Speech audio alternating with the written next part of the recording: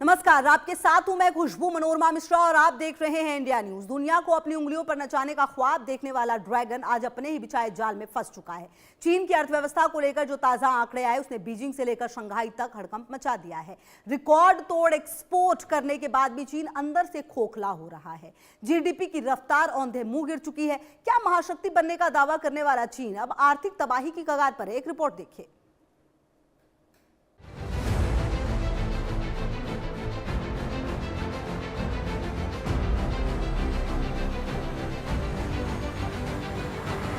Super power बनने की सनक और दुनिया पर आर्थिक कब्जे की भूख, लेकिन आज ड्रैगन के इसी गुरूर की लंका ढह रही है। दुनिया को सामान बेचने वाला चीन खुद पाई पाई के लिए तरसने लगा है। चीनी कस्टम विभाग दावा कर रहा है कि जून 2026 में उसका निर्यात 27% बढ़कर 412 अरब डॉलर के ऐतिहासिक रिकॉर्ड पर पहुंच गया। लेकिन इस सुनहरे पर्दे के पीछे छिपा है चीन की बर्बादी का वो खौफनाक सच जिसने शी जिनपिंग की रातों की नींद उड़ा दी।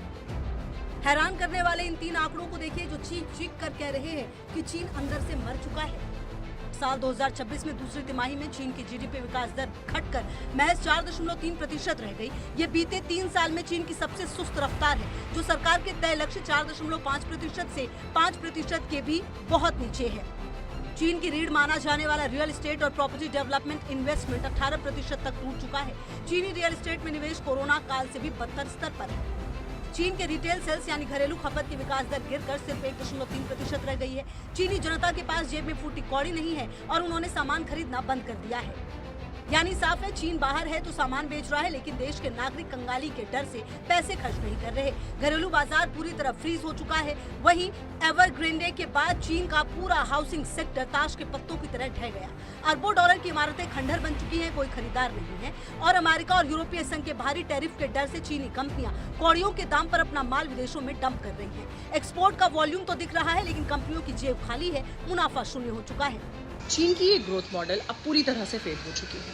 आप सिर्फ बाहरी दुनिया को अपना माल बेचकर अपनी अर्थव्यवस्था को जिंदा नहीं रख सकते जब तक आपके अपने देश के लोग कंजम्पशन ना करें। चीन में बेरोजगारी चरम पर है, रियल एस्टेट डूब चुका है और अब यह स्लो डाउन नहीं बल्कि एक गहरी आर्थिक मंदी की शुरुआत है।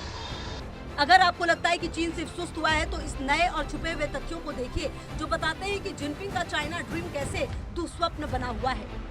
चीन में 16 से 24 साल के युवाओं की बेरोजगारी दर 14% से ज्यादा हो चुकी है। हालात इतने बदतर हैं कि चीनी सरकार ने कुछ समय के लिए युवाओं की बेरोजगारी के आंकड़े जारी करना बंद कर दिया ताकि दुनिया को सच का पता न चले। यूनिवर्सिटी के पास आउट करोड़ों युवा आज फैक्ट्रियों में मजदूरी करने को मजबूर है। चीन पर ये दुनिया का भरोसा उठ चुका है। फॉरेन डायरेक्ट इन्वेस्टमेंट चीन में ऐतिहासिक रूप से सबसे निचले स्तर पर आ गया है। एप्पल, फॉक्सकॉन और बड़ी टेक कंपनियां अब चीन से अपना बोरिया बिस्तर समेटकर भारत और वियतनाम का रुख कर रही हैं।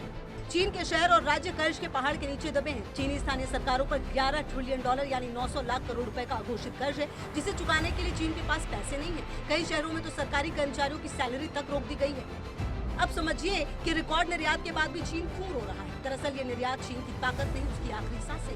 इसे अर्थशास्त्र की भाषा में डंपिंग कहते हैं। चीन के लोग अपने सामान खरीद नहीं रहे, इसलिए चीनी फैक्ट्रियों में सामान का अंबार लग गया है। अब फैक्ट्रियों को बंद होने से बचाने के लिए चीन इस माल को घाटा सहकर भी दुनिया के बाजारों में जबरन ठूस रहा है। लेकिन अब अमेरिका ने चीनी इलेक्ट्रिक व्हीकल्स पर 100% टैरिफ लगा दिया और यूरोप भी चीनी सामान पर ताले जड़ रहा है। यानी ड्रैगन का ये आखिरी रास्ता भी अब बंद होने वाला है। तो लबोलुबाहिया है कि चीन इस वक्त डेट डिफ्लेशन स्पाइरल यानी कर्ज और मंदी के चक्रव्यूह में फंस चुका है। अंदरूनी बाजार ठप है, युवा बेरोजगार है, रियल एस्टेट शमशान बन चुका है और विदेशी कंपनियां साथ छोड़ रही हैं। ऐसे में रिकॉर्ड एक्सपोर्ट का ढोल पीटने वाले बीजिंग असल में बारूद के ढेर पर बैठा है जिसमें कभी भी बड़ा धमाका हो सकता है। और बड़ी खबर आपको बता दें, यूक्रेन